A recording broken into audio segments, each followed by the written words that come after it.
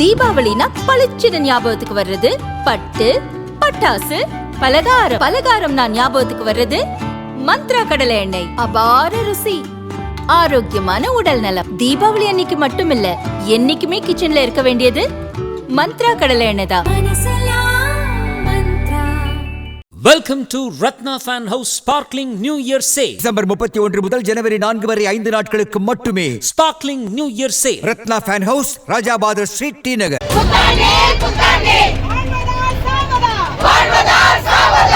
சத்தியமா சொல்றேங்க, எங்க வைத்தியசல் யாரையும் சும்மா விடாதுங்க. இன்னைக்கு நாங்க வந்து நடு ரோட்ல நிக்கிறோம். நாங்க வந்து இந்த போராட்டம் வந்து பெண்கள் பண்ற போராட்டங்க. இதுல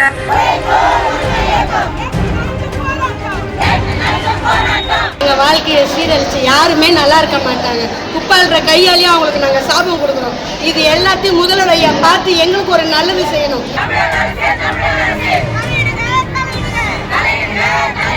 தூய்மை பணியை தனியாரிடம் ஒப்படைக்க எதிர்ப்பு தெரிவித்தும் தங்களை பணி நிரந்தரம் செய்ய வேண்டும் என்று கோரியும் சென்னை மாநகராட்சி தூய்மை பணியாளர்கள் தொடர் போராட்டம் நடத்தி வருகின்றனர். நள்ளிரவில் சென்னை ரிப்பன் மாளிகை முன்பு தூய்மை பணியாளர்கள் கூடினர். அவர்களை போலீசார் அதிரடியாக கைது செய்து சென்றனர். இதனால் பரபரப்பு ஏற்பட்டது. இன்னொரு பக்கம் கைதான தூய்மை பணியாளர்களுக்கு ஆதரவாக சக பணியாளர்கள் போராட்டம் நடத்த முடிவு செய்தனர். குறிப்பாக ரிப்பன் பில்டிங் அருகே உள்ள ஹவுசிங் போர்டு குடியிருப்பிலிருந்து தூய்மை பணியாளர்கள் போராட வந்தனர். அவர்களை குடியிருப்புக்குள்ளேயே போலீசார் தடுத்து நிறுத்தினர். யாரையும் வெளியே அனுமதிக்கவில்லை. தங்கள் போராட்டத்தை அரசு முடக்குவதாகவும் குடும்பத்தினரை வெளியே செல்ல விடாமல் தடுப்பதாகவும் தூய்மை பணியாளர்கள் குற்றம் சாட்டினர். அரசாங்கத்துக்கும் மாநகராட்சி நிர்வாகத்திற்கும் ஆதங்கத்துடன் கண்ணீர் மல்க சாபமிட்டனர். குப்பாளுற எங்க வாழ்க்கையை சீரழிச்சு யாருமே நல்லா இருக்க மாட்டாங்க. குப்பாளுற கையாலேயும் அவங்களுக்கு நாங்க சாபம் கொடுக்குறோம். இது எல்லாத்தையும் முதல்வரையா பார்த்து எங்களுக்கு ஒரு நல்லது செய்யணும்.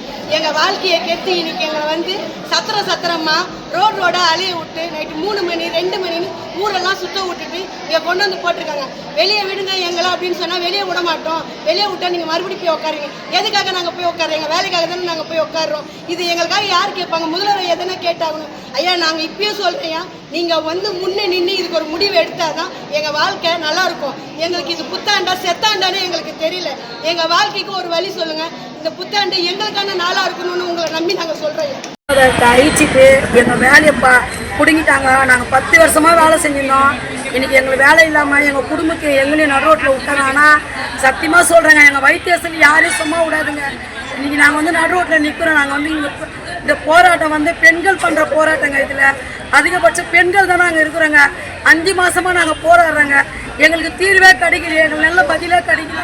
ஆனா கண்டிப்பா சொல்றேன், எங்க வைத்தியசல் எங்க வேலையை பறிச்சாங்க பாருங்க. அவங்க வாழ்வாதாரம் கண்டிப்பா நல்லா இருக்காதுங்க. அவங்க நல்லாவே இருக்க மாட்டாங்க. எங்க வைத்தியசல் நான் விடவங்க முண்டிச்சுங்க. நான் சொல்றேங்க, கண்டிப்பா எங்களை இந்த நிலைமைக்கு விட்டுங்க. யாருமே நல்லாவே இருக்க மாட்டாங்க.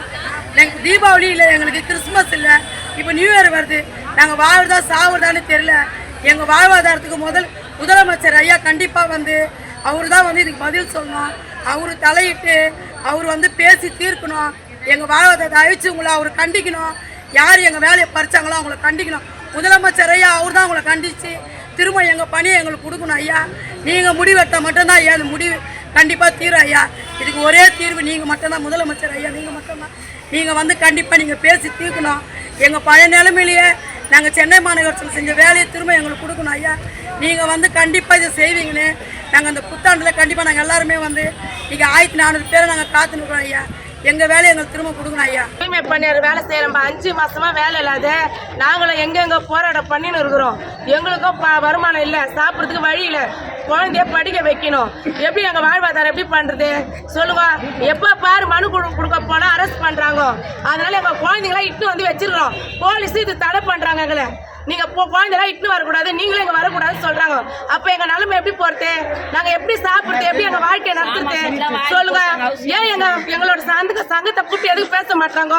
நாங்க 6 மாசமா ஆயிடுச்சு. எங்க வேலை யார் கொடுக்குறது? போலீஸ் இதுக்கு முக்கியத்துவம் கொடுக்குறாங்க. எங்களை இங்க இருந்து காலி பண்றதுல இருக்கிறாங்க. எது கேட்டாலும் வரக்கூடாதுன்றாங்க. எங்க குழந்தை குட்டையெல்லாம் தூக்கி வந்து வச்சிருக்கிறோம்.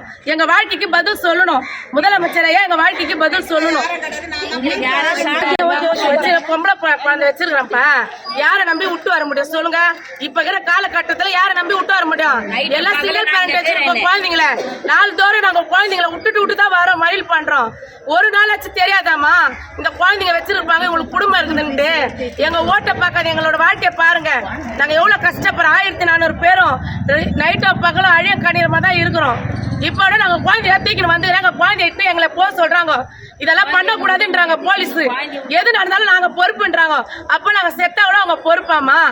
எங்க சாவுக்கு அவங்க தான் காரணம். மன உளைச்சல்